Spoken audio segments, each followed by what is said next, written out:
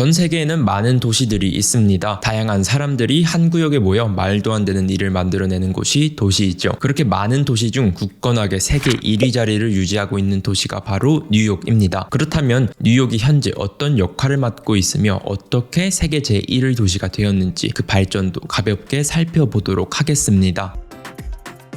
식민지 시대 이전 아메리카 대륙에는 원주민이 거주하고 있었고 마찬가지로 뉴욕에도 원주민이 살고 있었습니다. 다들 아시듯이 유럽 대륙에서 사람들이 미국으로 넘어가게 되는데요. 1524년 이탈리아의 탐험가 조반니 다 베라차노가 뉴욕을 최초로 발견하게 됩니다. 영국의 탐험가 헨리 허드슨에 비해 덜 알려져 있지만 베라차노가 허드슨보다 더 먼저 뉴욕을 발견했습니다. 그것도 85년이나 더 먼저 말이죠. 그의 동상은 뉴욕 배터리 공원에서 확인할 수 있습니다. 그리고 17세기에 들어 뉴욕은 주인을 여러 번 바꾸게 됩니다. 17세기 초반 가장 먼저 네덜란드가 뉴욕을 지배하게 되는데요. 네덜란드인들은 맨해튼 섬의 남쪽에 작은 마을을 세우고 그곳을 뉴 암스테르담이라고 불렀습니다. 네덜란드의 수도인 암스테르담을 기반으로 만든 작은 구역인 셈이죠. 뉴 암스테르담은 가죽 거래를 중심으로 당시 세계 무역의 중심이었는데 오늘날 세계 금융의 중심지로서 주요 금융기관들과 투자회사들이 본사를 세우고 금융 거래를 진행하며 세계 경쟁에 큰 영향을 미치고 있는 곳이 있죠. 바로 월스트리트입니다. 저 당시 네덜란드인들이 자신들의 보금자리를 외부 침입으로부터 지켜내기 위해 나무벽을 세웠던 것이 최초의 월스트리트라고 볼 수 있습니다. 17세기 후반에는 영국이 뉴욕에 정착하게 됩니다. 네덜란드와의 전쟁에서 승리하고 뉴욕을 차지하게 된 것인데요. 영국의 지배 아래 뉴 암스테르담이었던 지역의 이름은 영국의 요크 공작을 기리기 위해 뉴욕으로 바뀌었습니다. 그리고 그 이름이 지금까지 불리게 되는 거죠. 이때의 뉴욕 인구는 25,000명 정도였는데요. 18세기에 들어 6만 명까지 아주 빠른 인구 성장이 이루어졌습니다. 당시 뉴욕은 재분업으로 많은 돈을 벌었고 뉴욕 상인들은 영국 및 서인도 제도와 활발한 교역을 했습니다. 한편 이때 뉴욕에는 다양한 편의시설이 들어오게 되는데요. 1725년 뉴욕에서 최초로 출판된 신문 뉴욕 가제트가 창간되었고 뉴욕 최초의 극장 또한 문을 열었습니다. 그리고 1732년 우리가 잘 아는 뉴욕의 명문대학교 컬럼비아 대학교가 설립되기도 했습니다. 그러나 뉴욕의 지정학적 이점 때문이었을까요? 뉴욕은 다시 한번 전쟁의 무대가 됩니다. 18세기 후반 미국 식민지들이 영국의 지배로부터 독립을 선언하고 자유를 향한 투쟁을 벌였던 미국 혁명의 중요한 중심지로 뉴욕이 있었습니다. 뉴욕에서의 전투는 혁명군과 영국군 간의 전투와 공격, 점령의 연속이었습니다. 미국의 혁명군은 뉴욕을 방어하려고 했지만 결국 영국군에게 패배하고 맙니다. 비록 뉴욕에서의 전투는 패배했지만 혁명군은 전투에서 중요한 교훈을 얻고 1783년 영국으로부터 완전히 독립된 후에도 미국의 중심 도시로 성장하게 됩니다. 19세기의 뉴욕은 이민자들이 몰려와 다양한 문화와 인종이 공존하는 도시가 되었고 증가하는 산업화와 금융업계로 인해 경제적으로 번영했습니다. 그리고 본격적인 국제무역의 장으로 거듭나기 시작합니다. 뉴욕의 황금기는 20세기에도 이어지는데요. 특히 지하철의 개설과 하루가 멀다 하고 지어지는 높은 건물들은 일찍이 뉴욕을 세계 최고의 도시라는 인상을 심어주기에 충분했죠.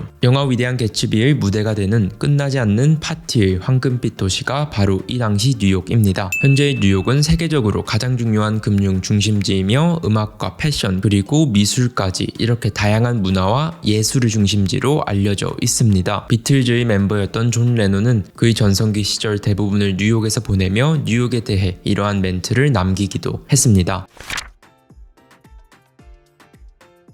뉴욕은 오랜 역사 동안 다양한 국적과 문화적인 배경을 가진 이민자들이 모여 사는 도시인데요. 거기에서 나오는 문화적 교류는 창의성과 다양한 예술 형태를 낳았다고 봅니다. 그리고 경제적으로 굉장히 번영한 도시이기에 예술과 문화를 후원하고 지원할 수도 있는 거죠. 실제로 뉴욕의 문화 인프라는 굉장합니다. 뉴욕은 세계적으로 유명한 공연장, 박물관, 갤러리, 극장 등 다양한 문화 인프라를 보유하고 있죠. 브로드웨이나 메트로폴리탄 오페라 하우스, 구겐하임 미술관, 그리고 뉴욕 필하모니 오케스트라 등 세계적으로 유명한 예술기관이 뉴욕에 자리 잡고 있습니다. 하지만 이러한 뉴욕에도 문제가 없지 않겠죠. 뉴욕은 인구 밀집도가 높은 도시여서 주택 문제가 계속해서 지속되고 있는데요. 인구 증가에 비해 주택 공급이 원활하지 않기에 주택 가격이 상승하고 접근 가능한 주택을 찾기 어려워지는 문제가 있습니다. 게다가 뉴욕의 소득 평균이 높은 건 맞지만 생활비가 사악하리만큼 높기 때문에 돈 없는 사람은 애초에 죽어 과거를 꿈꾸지도 못하는 도시가 되어버렸죠. 게다가 뉴욕의 사회적 경제 격차는 지니계수 0.51로 미국 내 가장 높다고 하죠. 현재 뉴욕에서 아메리칸 드림은 몹시 힘들어진 것입니다. 다양한 이민자와 다양한 생각을 가진 예술가들이 모여 만든 세계에서 가장 창의적이고 발전한 도시인 뉴욕은 21세기에 들어서 그 명성을 유지하는데 여러 가지 장애물을 직면하고 있습니다. 뉴욕은 이러한 장애물을 극복하기 위해 주택개발 촉진이나 저소득층 주택 지원,